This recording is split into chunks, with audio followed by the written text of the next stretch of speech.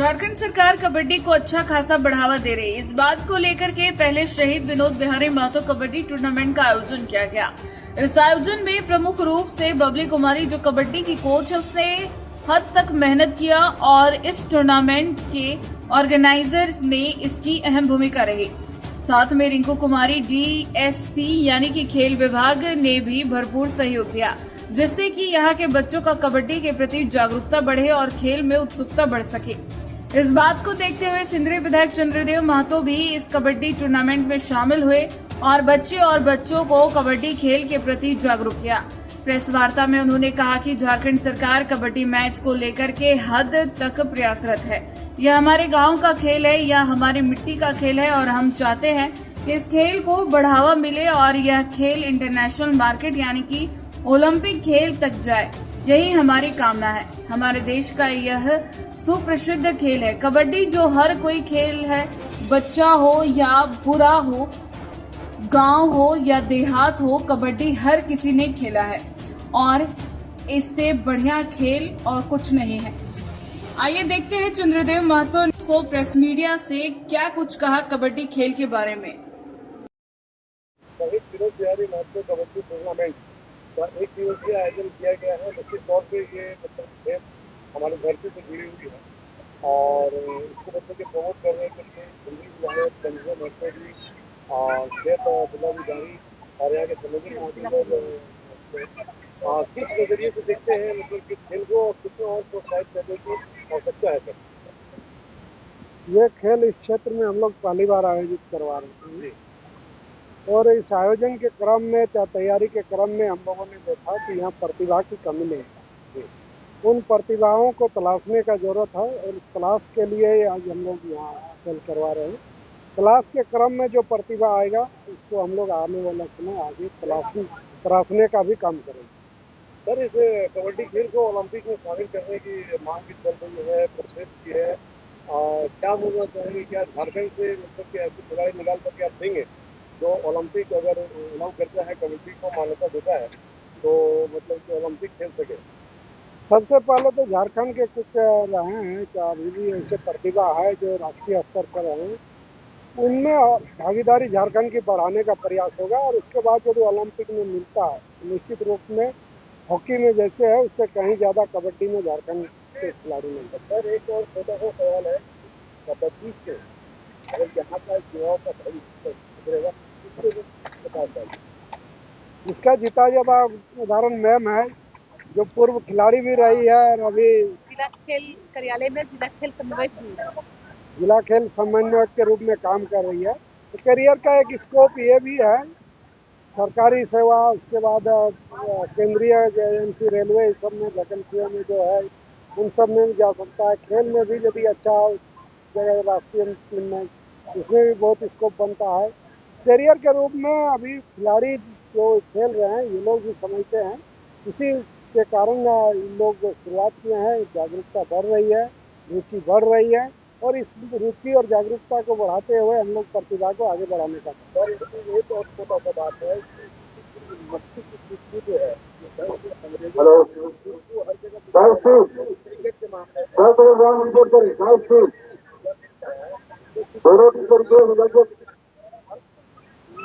सरकार भी निश्चित रूप से प्रोत्साहित कर रही है। छोटे छोटे गांवों में क्लब बना करके सिद्धू कानू युवा खेल क्लब के माध्यम से सिर्फ कबड्डी नहीं और जो जितने हैं सबको करने का योजना लेकर काम कर रही है।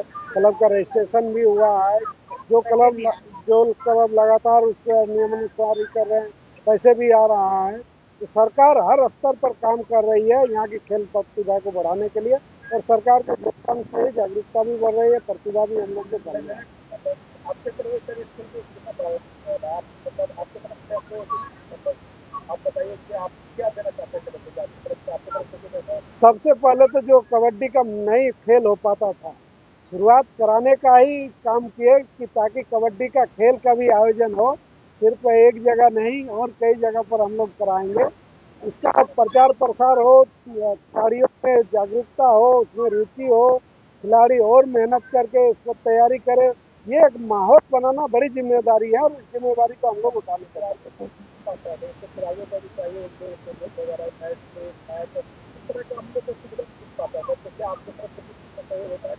इसके पहले ही हम लोगों ने इसका ढोखरा आमटाल में स्तरीय खेल स्टेडियम का चिन्हित करवाए हैं। वहाँ स्टेडियम हम लोग प्रखंड स्तर पर बनाएंगे। वो खेल स्टेडियम बनेगा, सिर्फ एक ही का नहीं रहेगा, उसमें सारे चीज रहेंगे।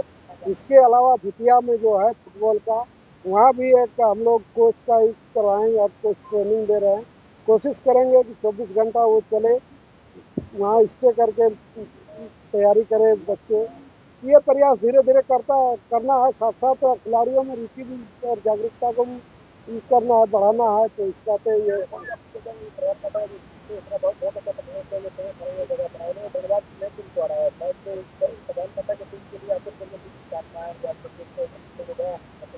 एक टीम नहीं, वो खेल प्रतिभा जो बहुत अच्छा प्रदर्शन कर रहे हैं उसको हम लोग आगे बढ़ाने के लिए एक सहयोगी के रूप में, साथी के रूप में है। इसमें प्रधान कंता आगे इस टूर्नामेंट में नजर आए तो इसको भी हम लोग करेंगे। लेकिन पूरे जिले में जो खेल की प्रतिभा है, उन प्रतिभाओं को हम लोग चिन्हित करने का एक तरह से ये अभियान है। चिन्हितीकरण में जो प्रतिभा आएगा उसको हम लोग राज्य स्तर, राष्ट्रीय स्तर तक ले जाने में सहयोग देंगे।